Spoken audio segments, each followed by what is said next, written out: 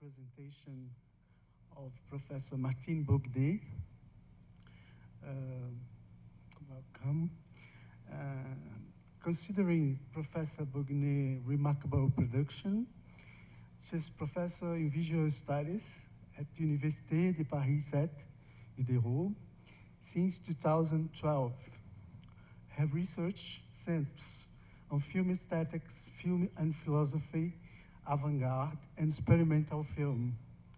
The relationship between the arts, moving images, aesthetics in the digital age, film and new technology, film form, counterculture, contemporary cinema, and intermediality. Before becoming professor at the Université de Paris 7, she was previously in post at the University of Edinburgh, from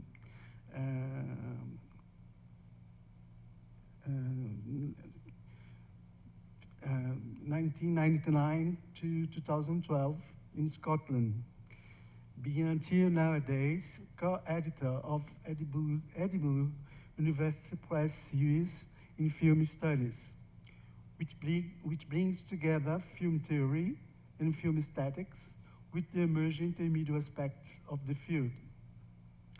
She has written articles and essays on a wide range of contemporary cinema topics, such as New Extreme Cinema, Bud and Cinema, French Cinema, Literature and Cinema, among others. Professor Bougnet is also the author of 4 books: Sexualité, Marginalité, Contrôle dans le cinéma français contemporain, released in 2000. A book about the work of Claire Denis, released in 2004. Another one, Proust at the Movies. It's a book written together, Dr. Marion Schmidt, released in 2005. Cinema and Sensation, French Film and the Art of Transgression, released in 2012. This, in fact, has 2 editions, right? She has completed 2 more books to be released in the next few months. One of them is a monograph, The Attractions of Confusion, en français, Les Traits du Flou. And the other one is an edited volume with Alan Cameron, entitled Indefinite Vision. Thank you very much, Professor Martine Bognet, for being keynote speaker at this first intermediate conference and second Cinemedia meeting. Thank you, Samuel. So thank you very much to the organizers of the conference for inviting me. I'm delighted to be here. And thanks also for the graduate students for their kind presence. And, oh, it's not working?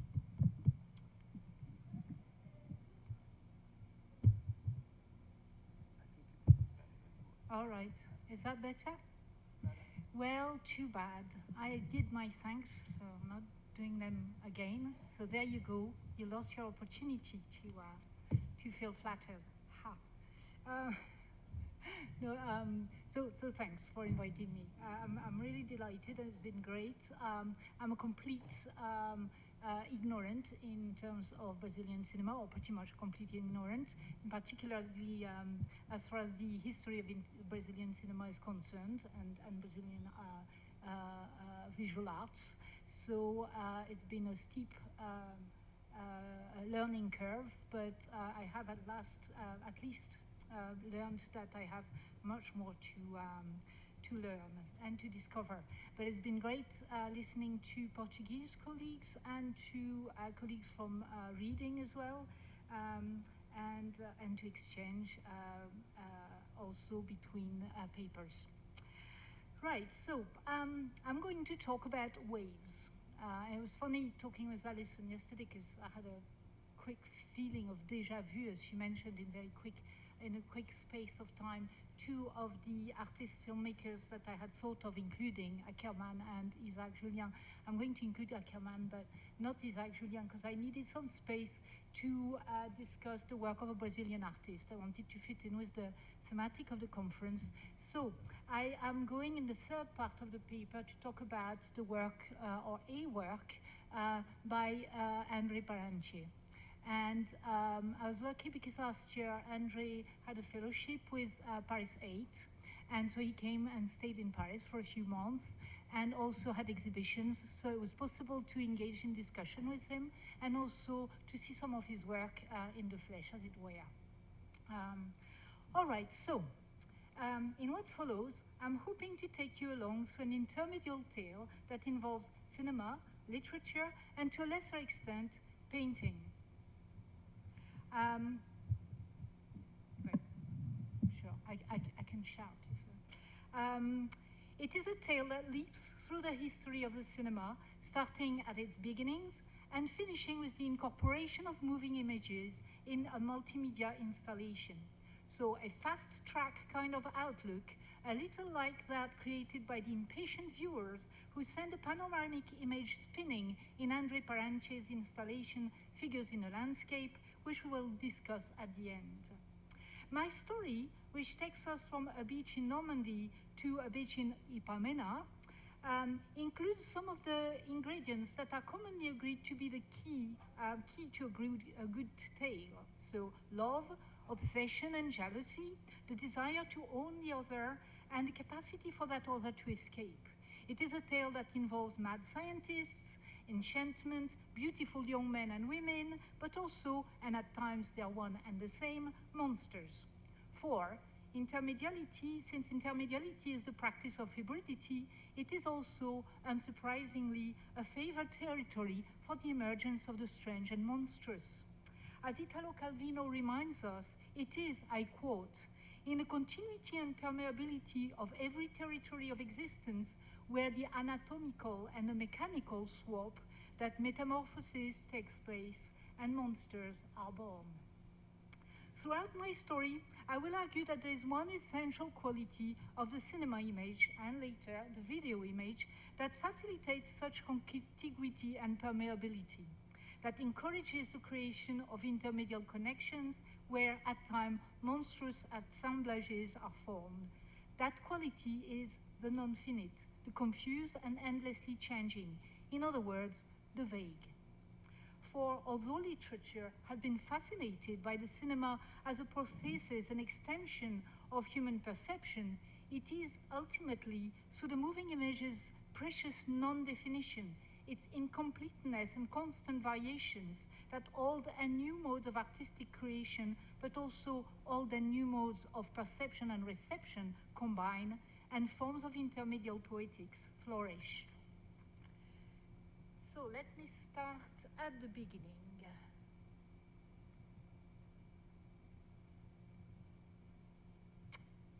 I start with a famous portrait of Etienne Jules Marais, armed with a chronophotographic gun on a beach. Marais' first chronophotographic film, shot in 1891, was entitled La Vague, the Wave. It shows the sea crashing against a pontoon, the raised water disappearing in a whirlpool of foam. What Marais was interested in was the possibility to create a precise graph of the movement of the wave. He therefore could see no point whatsoever in showing the images such as they were in public. The Lumière brothers, however, had no such reservations. Realizing the spectacular quality and the power to fascinate of the moving image, they valued it and set to exploit it to great success. So here is Bathing at the Sea.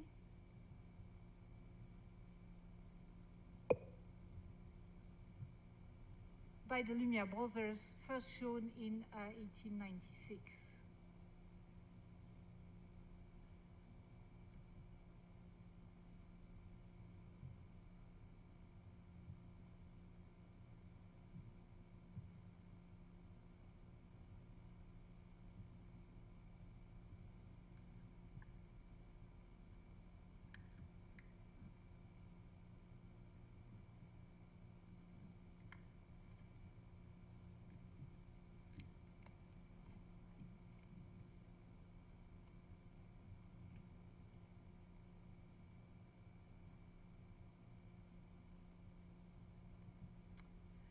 Writing in 1896 about this first public projection of the Lumière brothers films, journalist Henri de Parville attempted to put into words his experience of cinema's extraordinary treatment of detail and movements.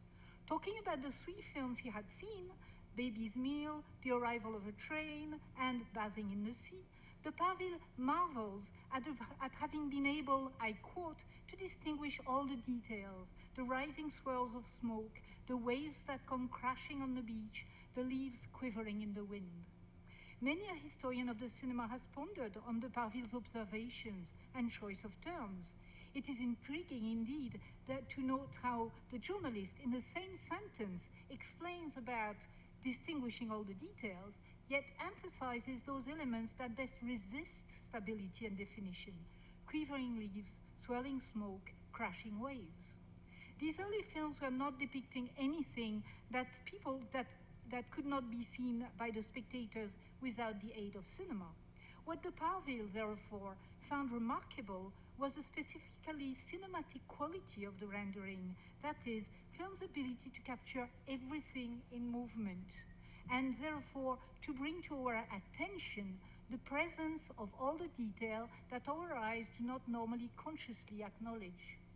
It does not follow that cinema's mediation makes perception more accurate or definite.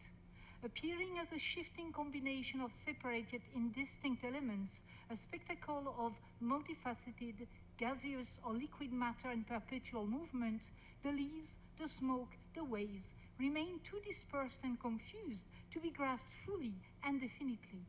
Rather than, as the journalist immediately intuits, for all its photographic objectivity, cinematographic vision allows for the indefinite to surface. It is a unique means of recording as well as expressing, that is representing, intensifying, the world's natural state of confusion. Vague, indefinite, yet full of detail, de Parville's description echoes Gottfried Wilhelm Leibniz's classic concept of the clear and confused.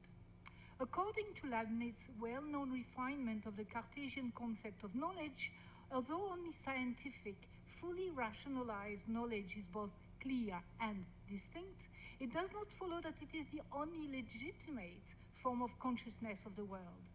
Whether knowledge gained from our senses is obscure, where you can simply not identify that which you are perceiving, or clear and confused, it is valuable nonetheless. One of Leibniz's favorite examples of clear and confused perception is that of the sea, which we identify, although we cannot distinctly perceive it. We hear the roar of the sea, made of all the crashing waves, and we identify it as the sound of the sea, Leibniz wrote, even though we cannot distinguish the sound of each individual wave. As expressed in de Parville's paradoxical observation about the Lumière films, what goes for the sound is equally true of vision.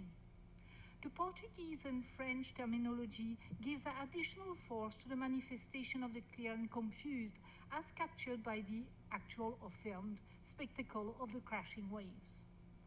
For in French as in Portuguese, the word vague, or vago vaga, has two related meanings. As an adjective, it is synonymous to indeterminate or indistinct. As a noun, it translates as the wave, la vague in French, vaga, though I know it's not very used, in Portuguese. Though the etymologies are different, the meaning of the two words overlaps from the start. The adjective comes from the Latin vagus, something random, in perpetual motion, something indefinite or indecisive. The noun, on the other hand, has an Indo-European etymology that refers it to the ceaseless movement and endless transformations of the sea.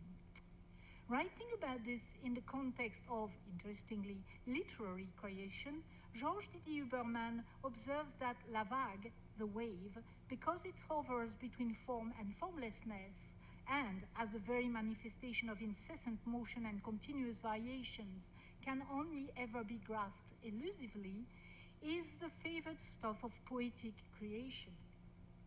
Didier Huberman's rapprochement of poetry, the wave and the vague, echoes the connection between sensory perception and artistic creation observed by Leibniz and his disciple and founder of the study of aesthetics, Alexander Gottlieb Baumgarten.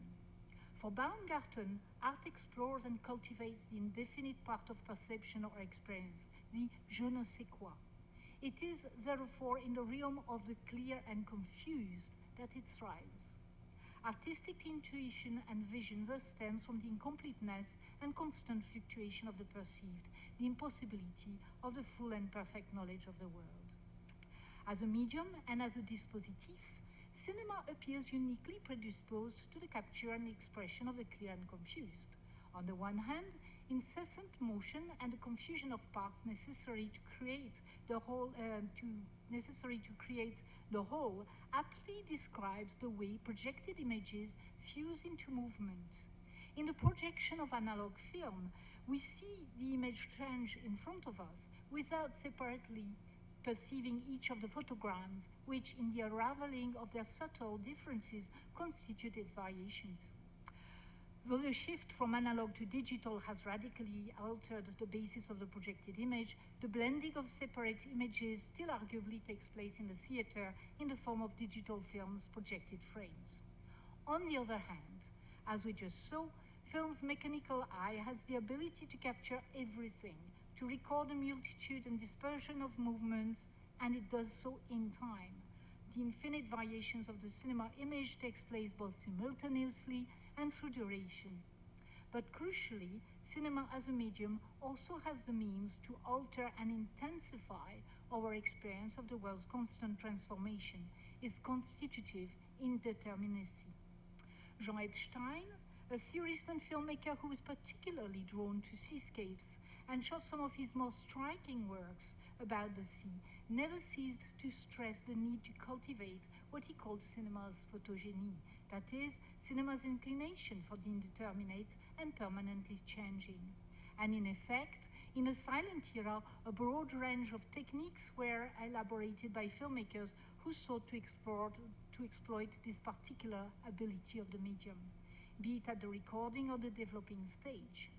The clear but confused effect could be intensified, as in the blurring that results from speed and movement, or details could be deliberately attenuated by using certain film formats or filters, thus emphasizing the whole at the expense of the parts and drawing film towards painterly forms. In mainstream cinema, the advent of sound in particular brought such experiments to a halt, or rather, the advent of synchronized sound and image did.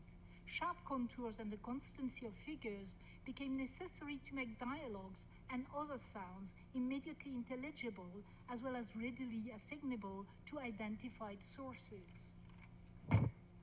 Yet, experiments in photogeny, the privileging of the clear and confused over the tyranny of communication, remained a concern of experimental film practice and of art cinema.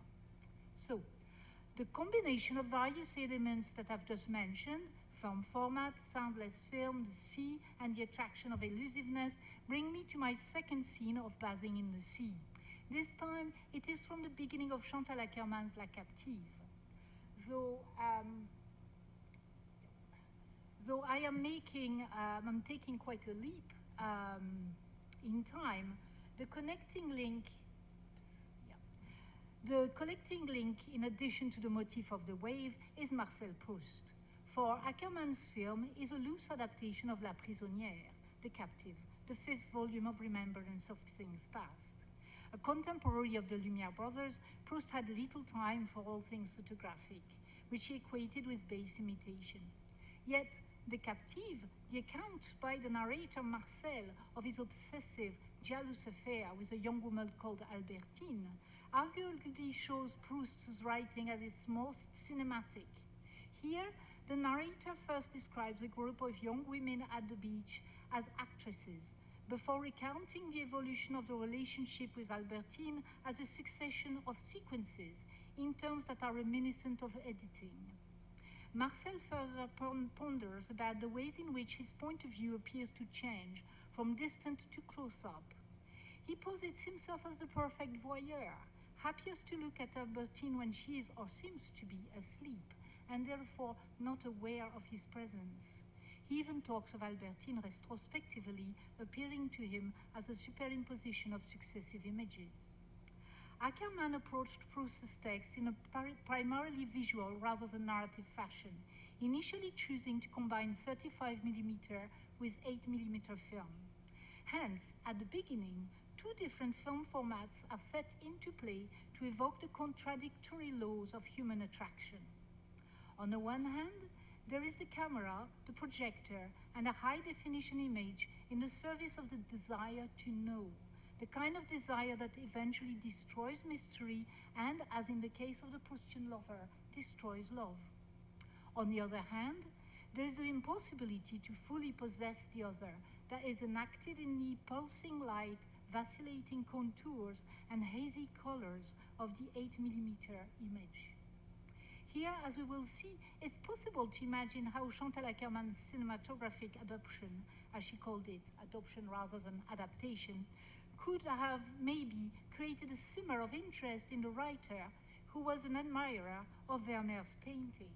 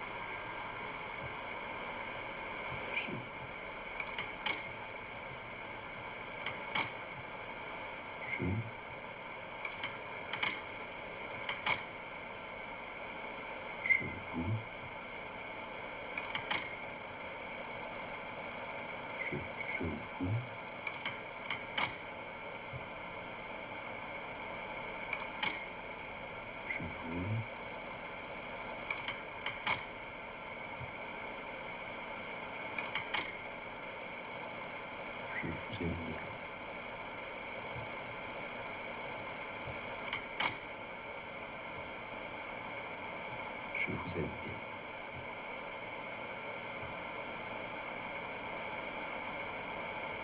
vous aime bien.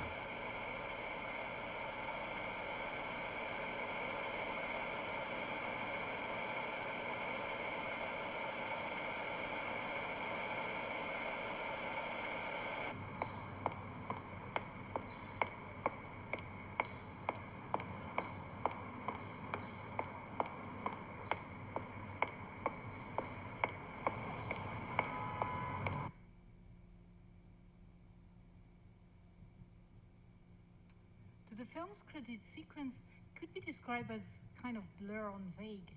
At first, the sea is shot out of focus, so confusion in nature is here magnified by blur as a technical choice, the effacement of detail drawing the eye towards the visualization of obscure knowledge. As soon as the 8mm sequence starts, the noise of the projector replaces that of the crashing sea, aligning the sound and the vision of the unraveling film with the ceaseless movement and sound of the waves. 8mm film seems like the obvious choice for one seeking to adapt Proust.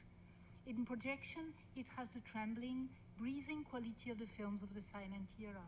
The softness of its finish, as well as its association with amateur practice, makes it the perfect format for the evocation of memory, both intimate and incomplete. Indeed, 8mm, when used to shoot seascapes, has this particular painterly quality that Ackerman fully exploits here. It is reminiscent in texture, light, and hues of watercolor, and there's a watercolor technique where you spread sea salt on a wet surface before you paint it. Yet at times, in the darker sequences, it also brings to mind the delicate treatment of color and light in Dutch Renaissance painting.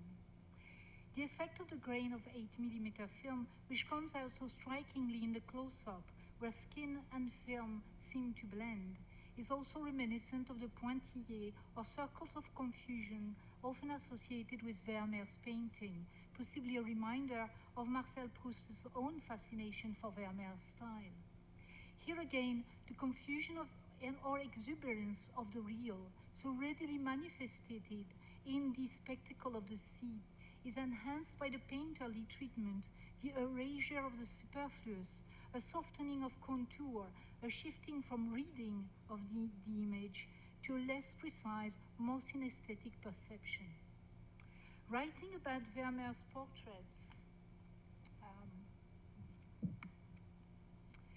the historian Daniel Darras talks about the relationship between an image's quality of indefiniteness and its capacity to elicit a sense of presence. Such an image, he says, is not destined to make its objects known, but to turn the viewer into the witness of presence. For Darras adds, what is being showed is not the secret of the object that is being observed, but a mystery internal to the image itself and to the visibility of its figures. And yet, the projectionist seems oblivious to the elusiveness from which the film draws its charm. We see him stop the film, rewind, and project again and again the same few photograms. He's trying to read the lips of the two young women who face the camera and whom he suspects to be lovers. And in dubbing, he puts words into their mouth. But the faces are alternately obscured and imprecisely delineated. So is it I love you or is it I like you? The process sends us back to chronophotography. It is reminiscent of a work by one of Etienne Jules Maré's collaborators, the engineer Georges Demény. Commissioned by Maré, Demény conducted an experiment in the decomposing of speech for the purposes of lip reading. To this end, he photographed himself saying, I love you. Demeny's lip reading exercise through chronophotography might have been successful. In Ackerman's film, however, the image resists the possessive man's drive to uncover its secret. In A Thousand Plateaux, Gilles Deleuve and Félix Guattari refer to Proust's character Albertine as they seek to illustrate their concept of becoming.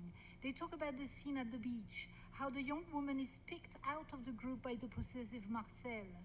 And cinema can do just this. Thanks to the close-up, As in La Captive, the camera frames two and then just the one young woman's face.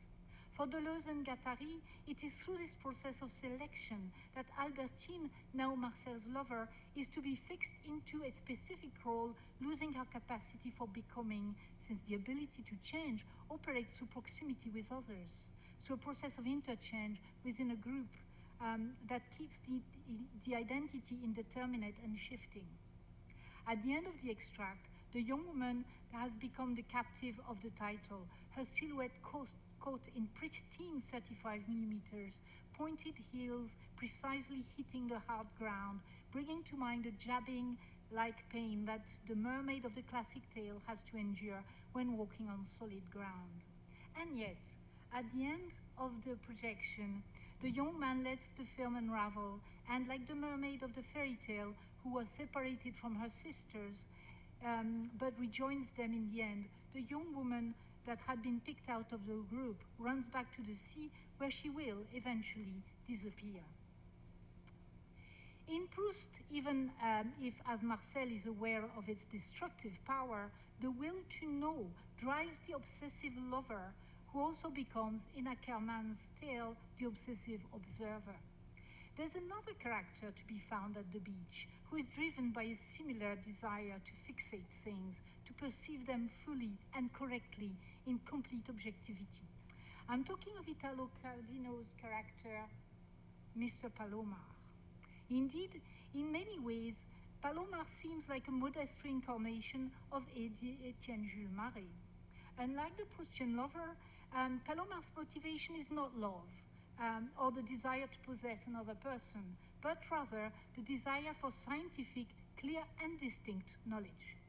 The premise to the series of Palomar's perceptual experiments are summarized by Calvino in the following manner. I quote, "After a series of intellectual misadventures not worth recalling, Mr. Palomar has decided that his chief activity will be looking at things from the outside. The character ends up wondering whether he could attain completely detached objectivity where he would become, I quote again, nothing else than the window through which the world looks at the world." The first experiment that Calvino recounts is that of the wave. Palomar stands on the beach, looking at the sea, but he is not interested in the ebb and flow of the waves. He wants to isolate and observe one single wave, and to perceive and precisely fix in his mind the movement from beginning to end. In Calvino's description, Palomar's self-conscious observation takes on highly cinematic qualities. He selects one wave out of the sea's endless ripples, zooming in on its detail as it were. But it is proving difficult to frame the wave, as Palomar cannot precisely tell where it starts and where it finishes. Similarly, it proves difficult to edit one wave sequence, if you like, out of the whole movement by closing one's eyes, as he does, as in a cut or a fade to black.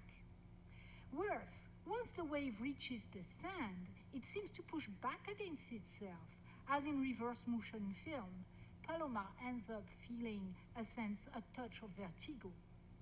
The character's cinematic observations are complemented by Calvino's evocation of the sea, with its bewildering profusion of expressions to describe the rising, twirling, coiling waves. Like the reader, Palomar is beset by the multiplicity of simultaneous sensations that emanate from the waves and in turn constitute the sea, defeating all attempts at distinct perception. Calvino's description is a perfect illustration of Leibniz's clear and distinct perception. At the same time, however, Calvino's writing and his character's experience of the world are infused with the technological imaginary that has, since the 19th century, come to characterize more and more not merely the way we describe things, but the way we actually look at the world and experience it, or strive to experience it, as Jonathan Crary has amply demonstrated. So, like the Proustian narrator in his, albeit failed, rejection of all things indefinite and uncertain, Palomar is a monster. But unlike the projectionist in Ackermann's film, Palomar has no need for a separate camera. He is, as Antonio Costa observes, I quote, a small monster. He has, Costa adds, a body that does not appear to end with a head, but with a strange optical, mechanical, or electronic device. A camera maybe, or a video, or else a telescope or an optical fiber captor. End of quote. Costa relates Palomar's monstrousness to the rebound effect coined by Jeanette to describe the ways in which modern literature seized on creative strategies, the creative strategies of the cinema. What happens when, in an ebb and flow movement, doubling up the rebound effect, the cinematic imaginary that once infused the literary imaginary comes back to haunt contemporary media? What if Palomar's experiment was recreated in the form of an optical dispositif? What would it look like? Well, it could maybe look like André Parenche's figures in the landscape, though the process would probably be more like Chinese whispers than rebound proper.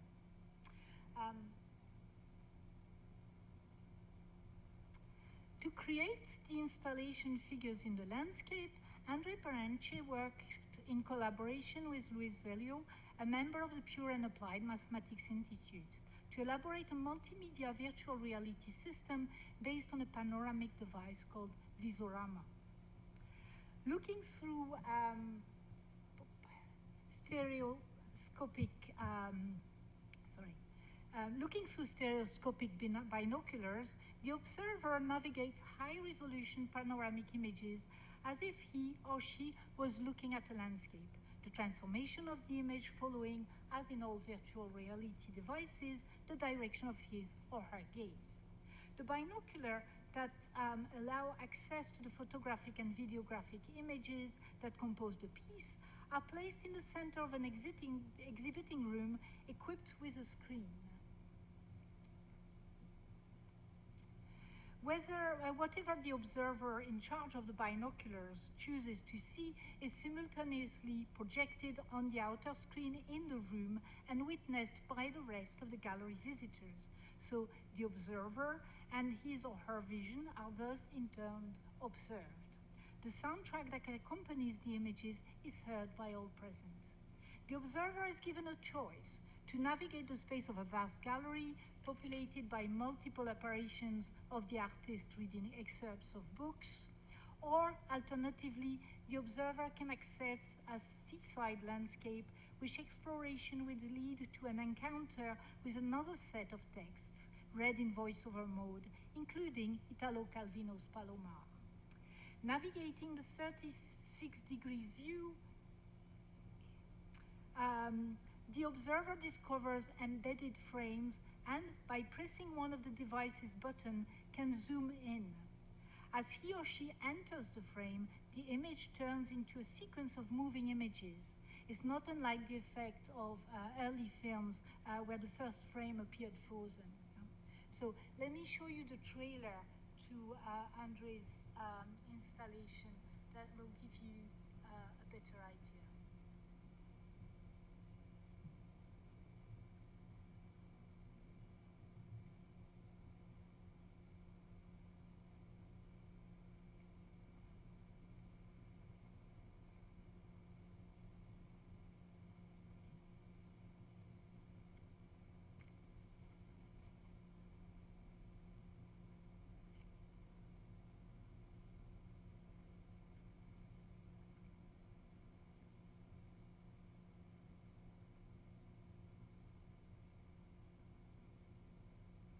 Espero não ter leitor seguido.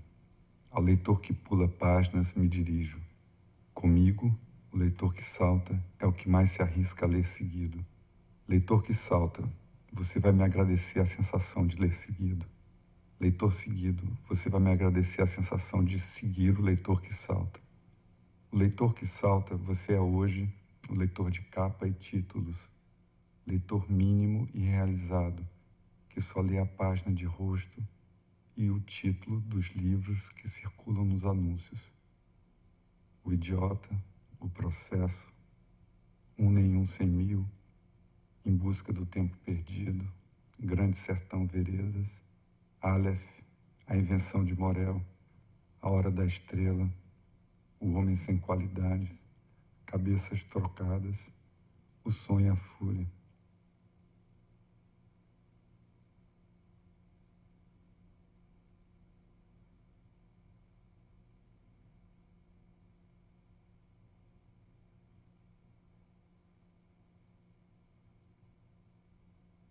Vejo um movimento em um ponto do mar.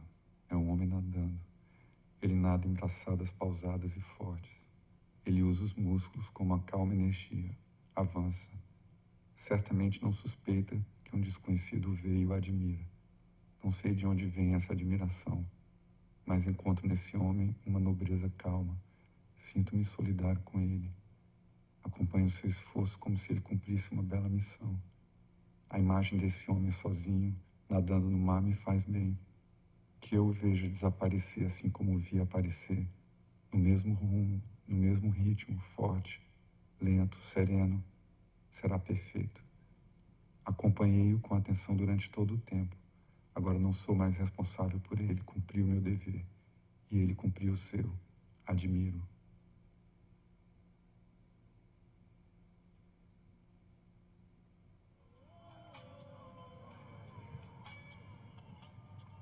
Eu comprei o guarda-sol, não é pra tu não.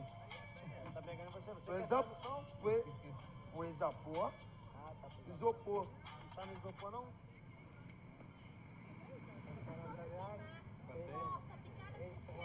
Pode passar. Entendeu? Não serve só como protetor labial. Ele serve pra tudo. Até pra hemorroida.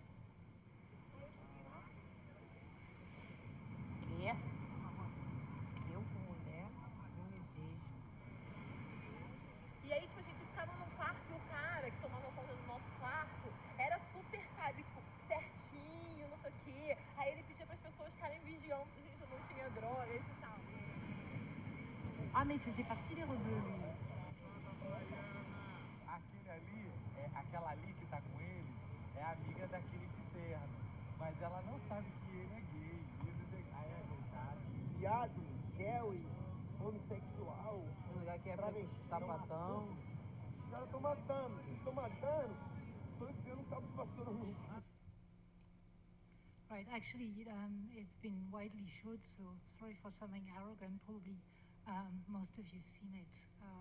As you probably know, André Parenche is a scholar of media archaeology, and therefore, in his work, he draws on a long history of intermedial encounters between literature and the moving image, as well as photography, painting, and cinema.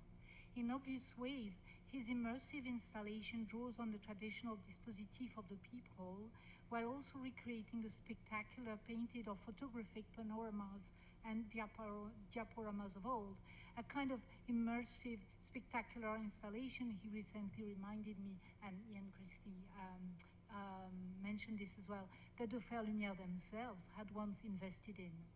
On the other hand, his work engages with the latest technology. The observer then takes on the slightly monstrous or cyborg-like appearance that we may associate with Palomar, the little monster as Costa described him, or with the more familiar look of those who enter virtual reality. Yet, arguably more monstrous than the cyborg look of the observer is the effect of the double gaze. One person looks and selects, and others see through his or her eyes, as it were. So I'm not going to engage in any detail in issues of focalization or point of view, but I just need to recall a few things here.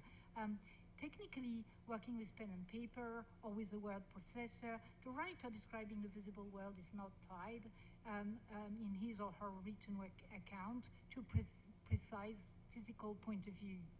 Indeed, as we just saw, for Calvino, to adopt Palomar's limited, rooted point of view is to consciously adopt a cinematic mode of address.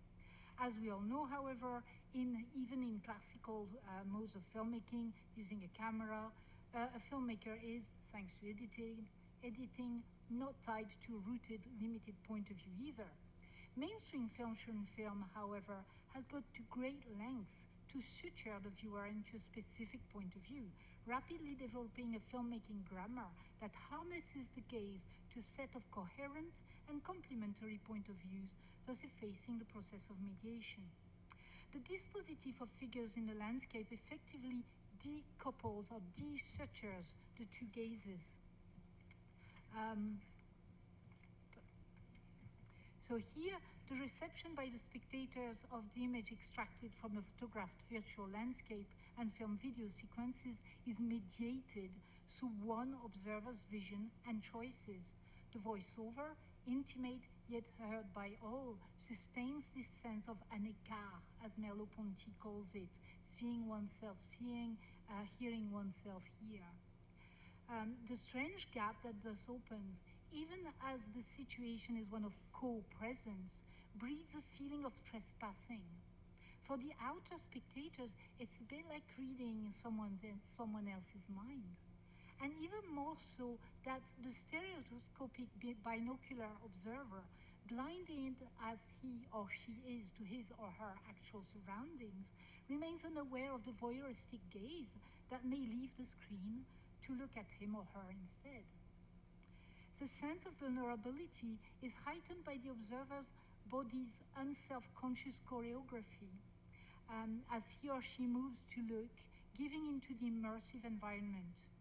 In her description of the installation, Victor Carvalho talks about the observer's, I quote, blind dance. And we saw that in the trailer, yes, the lady who's holding the binocular and is dancing around with it.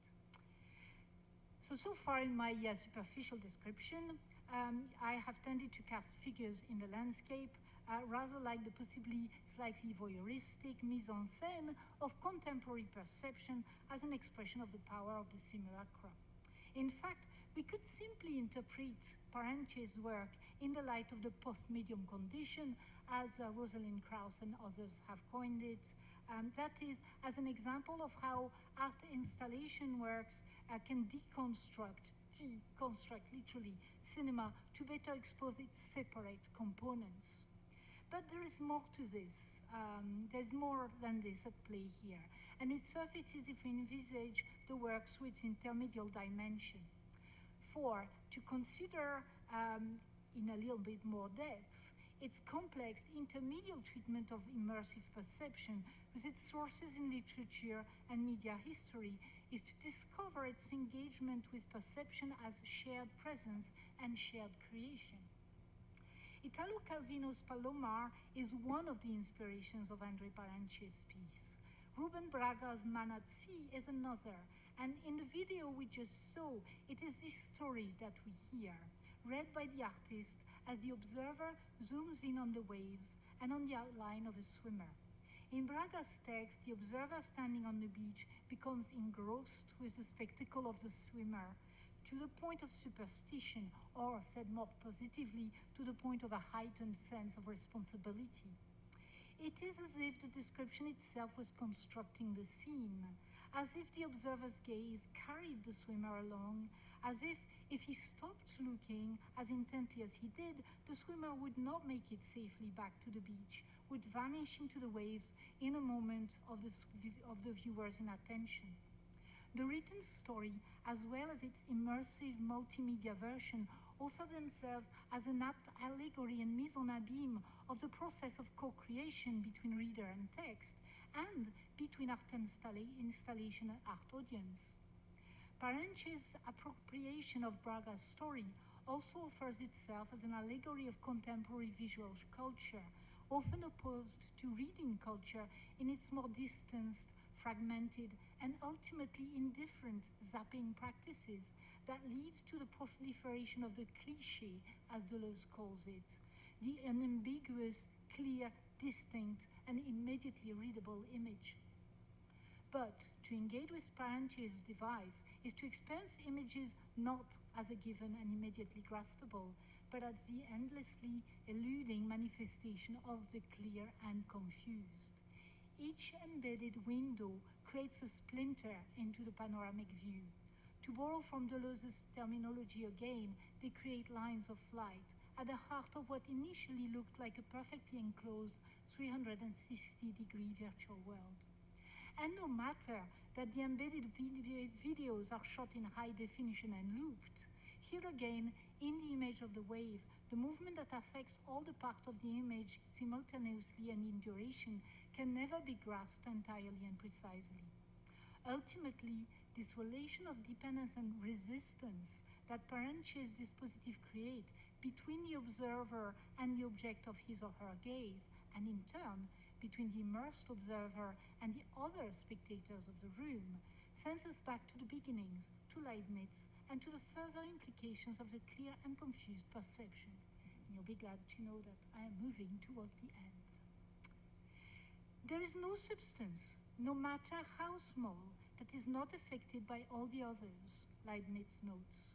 To the mathematician and philosopher Laurence Boucquiot, Leibniz's clear and confused perception, with its basis as what he calls the admirable connection of all things, is not only the recognition of the value of sensory perception, but a refutation of the classically distanced Cartesian observer, standing outside of that which he observes, endowed with the omniscient, detached point of view of the Cartesian observer.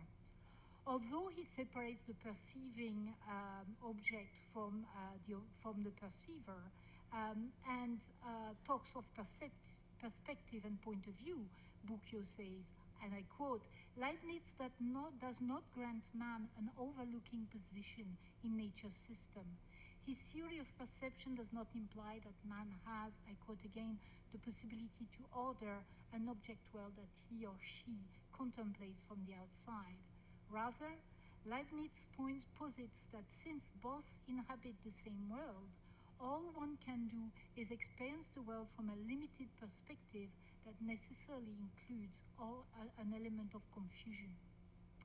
The sense of vagueness, of imprecision, and non-finitude that we derive from sensory perception, that feeds into artistic creation, and that even moving image media, with their photographic base, can so neatly capture and intensify, is thus derived from both this limited perspective and from the coexistence of the observed and observer that makes the latter equally a part of the world's infinite confusion of detail and movements. Hence, Boucquiot concludes, the world that Leibniz describes ultimately resembles that which 20th century phenomenologist Merleau-Ponty describes, one which we inhabit, as Merleau-Ponty famously pointed, and, I quote, with which we are connected through our bodies. Like the spectators, of the Lumière film Bathing in the Sea, made aware of the outer field and, by extension, of their own co-presence, by the delightful appearance and disappearance of the bathers moving in and out of frame. Like the projectionist in Ackerman's film, who casts a shadow in the corner of the film he watches. Like Mr. Palomar, who gazes at the sea so intently that he starts to feel as unsteady as the waves. Or like the observer in Braga's story, which is with his heightened sense of co-presence. The spectators of figures in a landscape, whether they look through the device or sit around, partaking in the vision of those immersed viewers who perform the Visiorama's blind dance, are aware and made aware of their status as both observers with a limited point of view and simultaneously a part of that same world observed. The experience is shared, therefore, in two ways. So the shared observation, where restricted point of views converge, yet never fully coincide, as Lucia mentioned in the discussion after her paper when talking about the abstract and, converging but not overlapping points of views. And through the sense of the shared field of perception, where one is both subject and object of the gaze.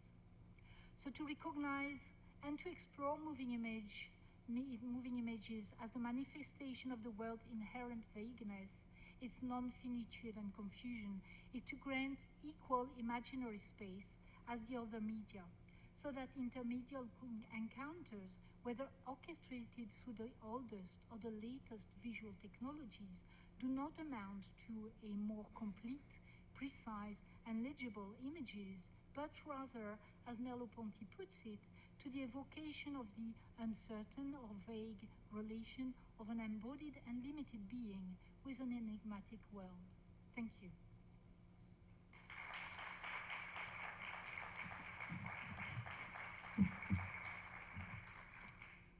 So you have to be indulgent. I'm feeling rather kind of jet-lagged, and I'm aware that I've stumbled through this rather clumsily.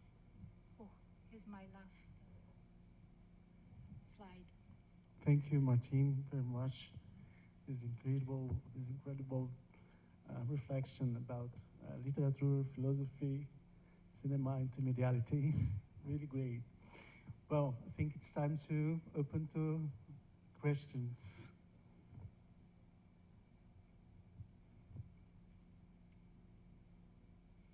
I have one.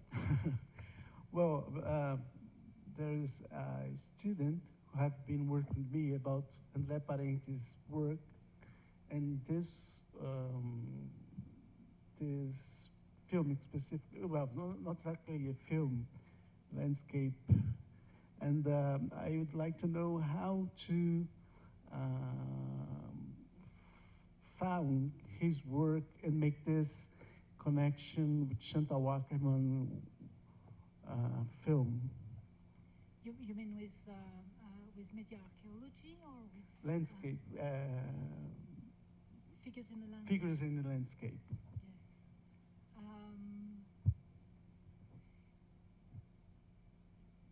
I mean, Andre's, I think, written his thesis about panoramas, and he really talks about his work as an emanation of this particular work, but also some of his other installations that you've seen as emanations of his interest in panoramas, in diaporamas, and how he can create a bridge between that sort of like pre-cinematic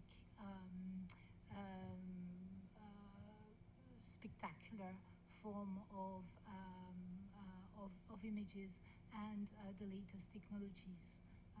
I think that's what really fascinates him.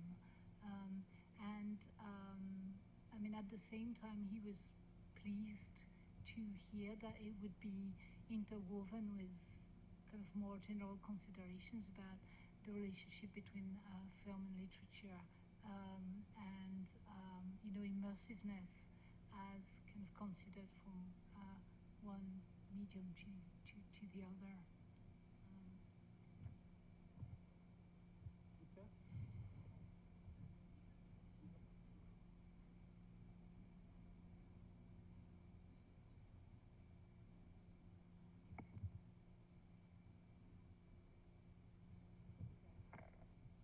Thanks, Martin, for a very inspiring approach to the sea through the waves, the vague.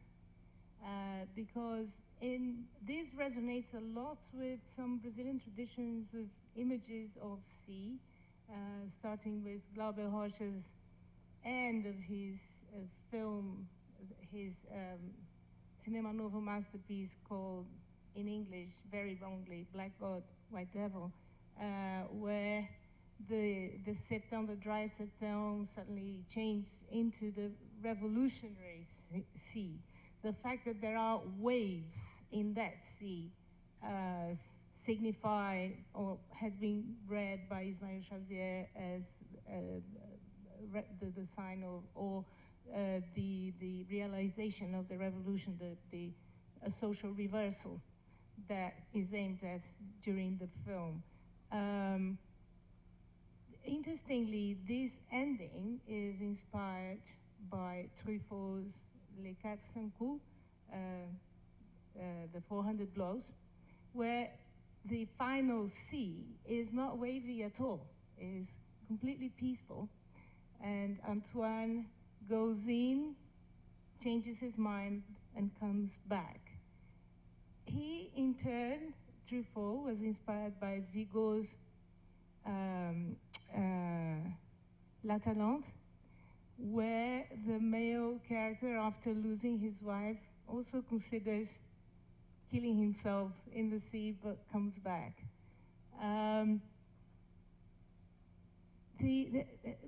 several of us have worked on images of the sea. I have worked in the context of Brazil, but Alessandra is here.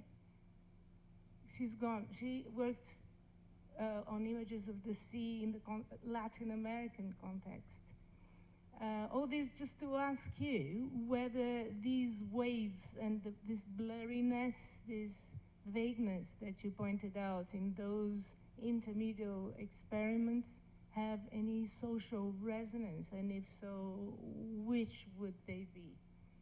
Thank you. Thank you. Yes, I suppose, I mean, I'm still kind of trying to also think of the relationship to very contemporary media and what it means when you turn to digital media and you have, you know, zeros and ones, and you think of the smallest element in the picture now as something which is not viable, or you know, you have difficulties imagining zeros and ones as confusion. Yeah. Mm-hmm. But yes, you're right. I mean, it's present throughout the history of the cinema, and of course, it is very present in Jean Epstein's films and in La Talente, both as an element of realism and of magic, actually. But yes, for Epstein, the liquid element was absolutely crucial to his expression of that specific quality of the cinema, that variation, that impossibility to fixate things. And for Epstein, it was particularly important because as he expressed it very eloquently, if cinema was to be a form of thinking as well, then that thinking would be the thinking of the non-finite, of the ever-changing, and hence the liquid element would be of particular interest, or there was a kinship between the liquid element and the film medium.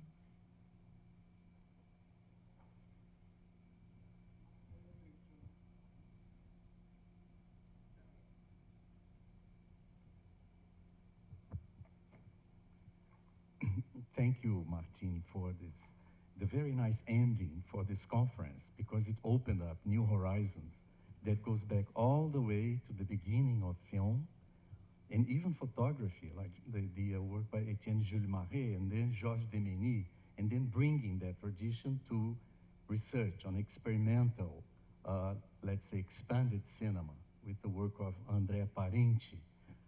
But I'd like to, I'm going to give you I'm going to write to you later the reference of this very important and very, it's an excellent Brazilian contemporary, also experimental filmmaker called Carlos Adriano from São Paulo, who has, in one of his films, he works with just 4 or 5 frames of what is considered the oldest Brazilian film still existent, and the images are the sea, just the sea. So what we have as considered the oldest Brazilian images still existing in Brazilian film comes from the sea.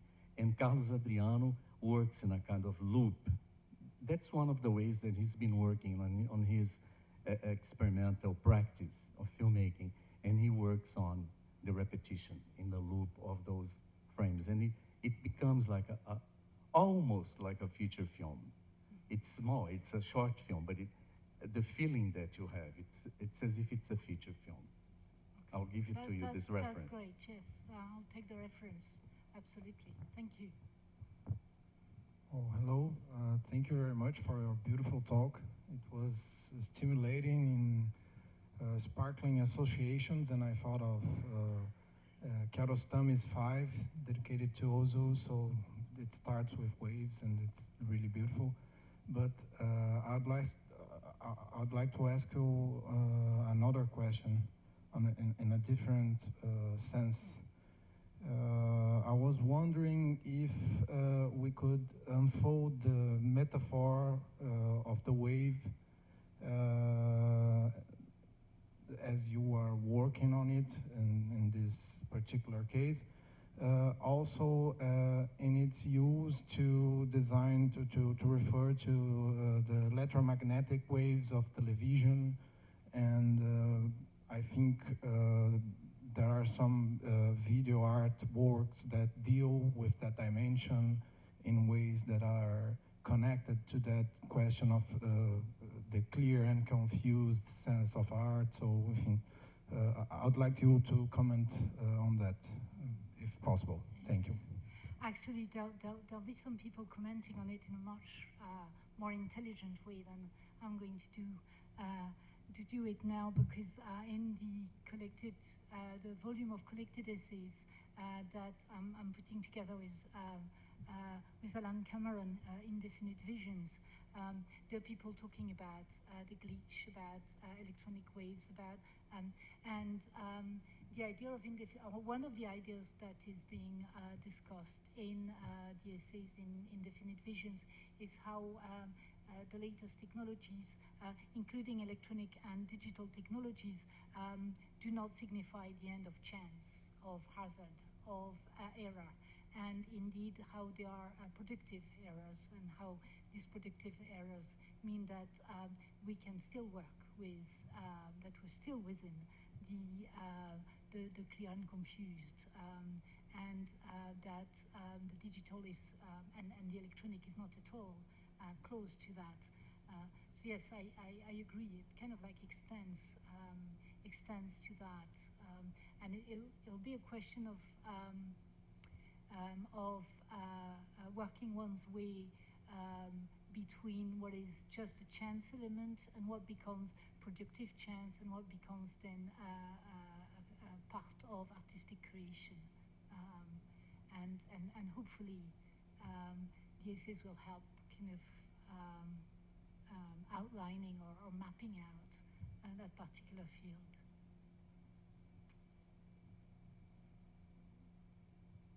And of course that means sound as well. Yes, I'm very aware of the fact that we have 3 days of a lot of people who are expert in sound and making beautiful connections between sound and image, and I have kind of like stayed away from that aspect, but of course it's there as well.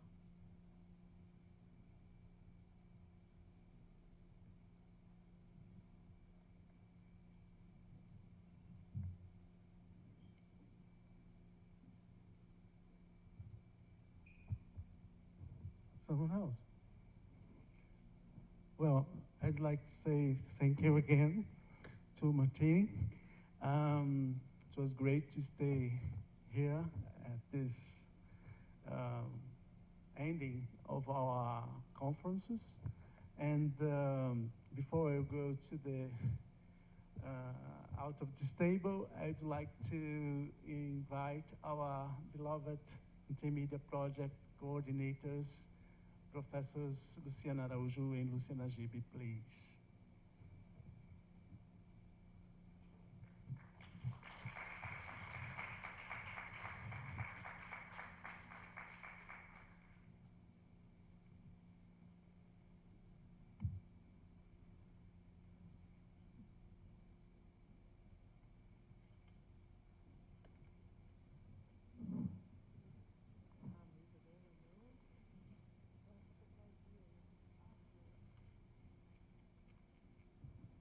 Eu acho que já.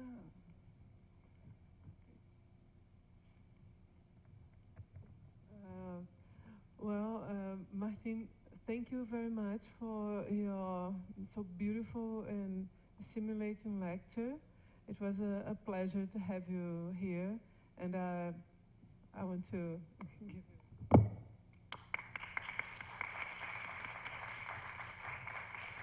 Thank you. Thank you so much.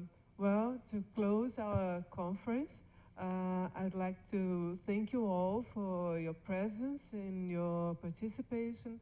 For us, it was just wonderful to have you here and to listen to all your ideas, opinions, and talks about intermediality in Brazilian film.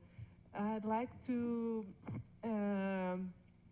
to thank one more time people and institutions that were absolutely crucial to this conference. First of all, FAPESP and AHRC from Brazil and from United Kingdom, because they are the funding agencies of the project and also the conference. And I'd like to thank very much UFSCar, the prorectors of research and post-graduation, the Center of Education and Science in Human Science, the SESH, the Program of Post-Graduation of Image and Sound, PPG, a gente vai falando português e inglês, PPGs, and also the Department of Arts and Communications. And also, I want to thank very, very, very much the students, because as I said in the opening ceremony, this conference wouldn't have been possible without them. And it was, I must say, better than my best dreams, this conference. Everything went well, so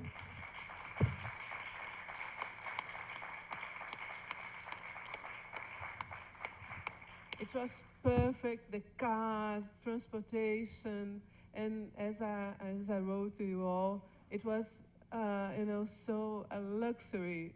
We all could watch the tables, me, Susanna, Flavia, Samuel. It was perfect. We could really enjoy the conference and learn with the conference. So, and that's all thanks to you. So, thank you very much for this opportunity, and that's it. This conference would have not happened without you. Thank you very much. So I'll give the word now to Lucia. And many, many congratulations on you guys. I'm sure I'm speaking in the name of all my British colleagues, Alison, John, Lisa, Stefan, and Albert. Also in the name of Richard, who stayed back home and who made sure that everything worked in terms of organizing our visit here. Fantastic panels. We learned huge amounts, and the keynote speakers were amazing too.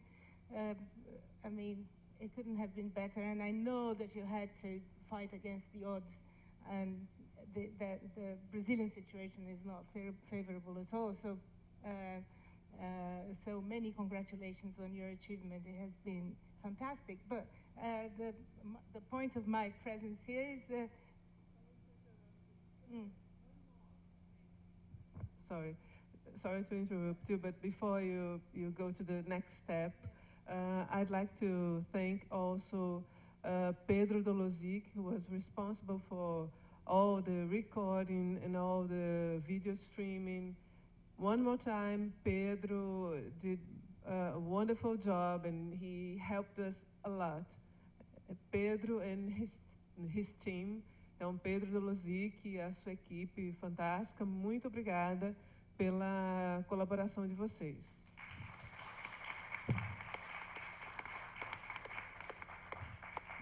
Now. Actually, my presence here is only to give you an announcement. First of all, to say that this conversation has not finished. The second half is going to happen in November 2017. We are going to be having another conference, another international conference at the University of Reading.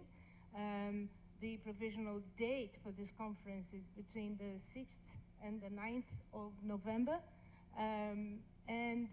The theme of that conference is not going to be only Brazilian cinema. It's going to be called The Moving Form of Film, and the subtitle of the conference is also the subtitle of our project, which is Exploring Intermediality as a Historiographic Method. So approaches to all cinemas will be welcomed in that next conference.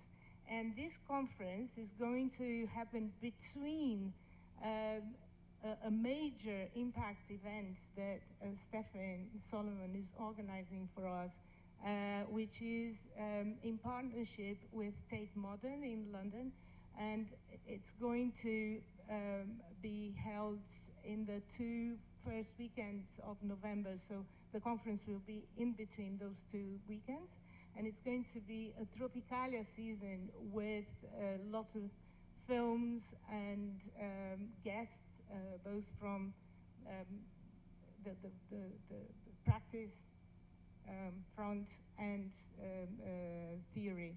So it's going to be really very busy couple of weeks, but we welcome you all to go there and continue this conversation. So thank you very much yet again, and see you back there in Reading.